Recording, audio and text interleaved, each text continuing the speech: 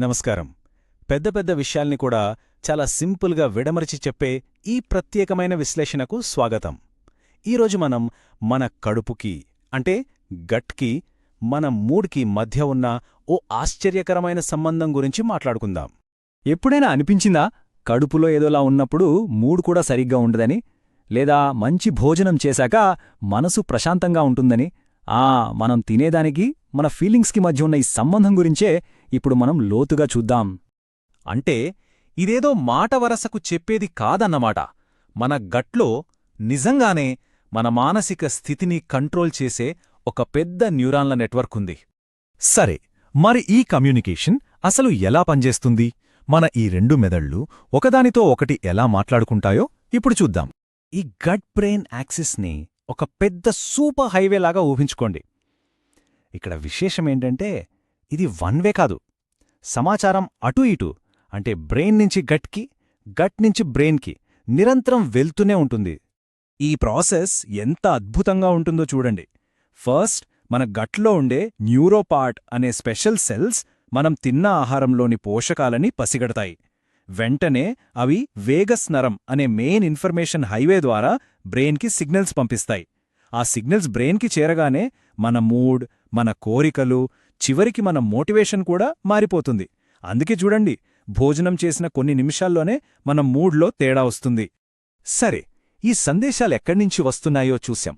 కానీ వీటిని పంపడంలో అసలు హీరోలు ఎవరో? మన గట్ లోపల ఉన్న ఆ తోట గురించి ఇప్పుడు తెలుసుకుందాం. ఒకటి కాదు, రెండూ కాదు, ఏకంగా ట్రిలియన్ల కొద్దీ సూక్ష్మజీవులు మన గట్లో నివసిస్తున్నాయంటే నమ్ముతారా? అవును, మన లోపల ఒక పెద్ద పర్యావరణ వ్యవస్థే ఉంది.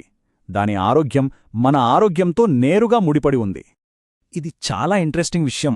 మన రోగ నిరోధక శక్తి, మెదడు, హార్మోన్ల ఆరోగ్యానికి ఈ సూక్ష్మజీవులు చాలా అవసరం. ఎందుకంటే అవి సెరటోనిన్ లాంటి ఫీల్ గుడ్ కెమికల్స్ని తయారుచేస్తాయి. నిజానికి మన శరీరంలోని సెరటోనిన్లో దాదాపు 95% మన గట్లోనే తయారవుతుంది. అంటే మన మూడ్ని డిసైడ్ చేసే ఫ్యాక్టరీ మన కడుపులోనే ఉందన్నమాట. మన గట్ ఆరోగ్యాన్ని ఒక తోటతో పోల్చుకుంటే చాలా ఈజీగా అర్థమవుతుంది. హెల్దీ గట్ అంటే రకరకాల పూల మొక్కలు, పండ్ల చెట్లతో కళకళలాడే తోటలాంటిది. ఇది మన మూడ్ని, ఇమ్యూనిటీని సపోర్ట్ చేస్తుంది.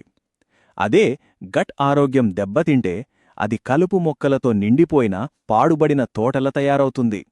దీనివల్ల వాపు, ఒబేసిటీ లాంటి ఎన్నో సమస్యలు వస్తాయి. అయితే మన మానసిక ఆరోగ్యం కోసం మన లోపలున్న ఈ తోటను ఎలా చూసుకోవాలి?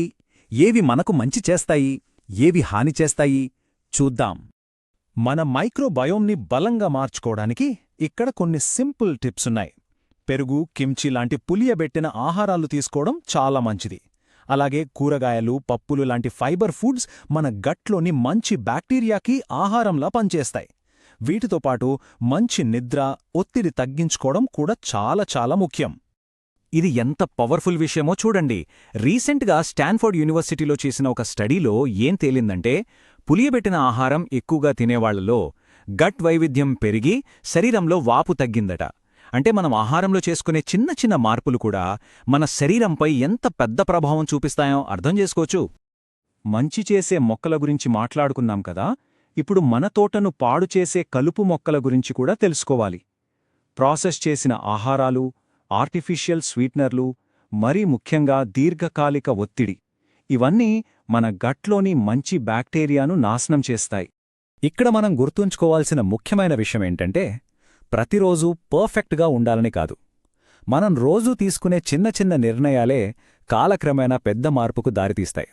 సో ఫైనల్గా ప్రాసెస్ చేయనే మంచి ఆహారం తినడం, సరిపడా నిద్రపోవడం, ఒత్తిడిని మేనేజ్ చేసుకోవడం, ఈ మూడు మన మొదటి మెదడికి, అలాగే మన రెండో మెదడైన గట్కి చాలా అవసరమైన మూలస్తంభాలు.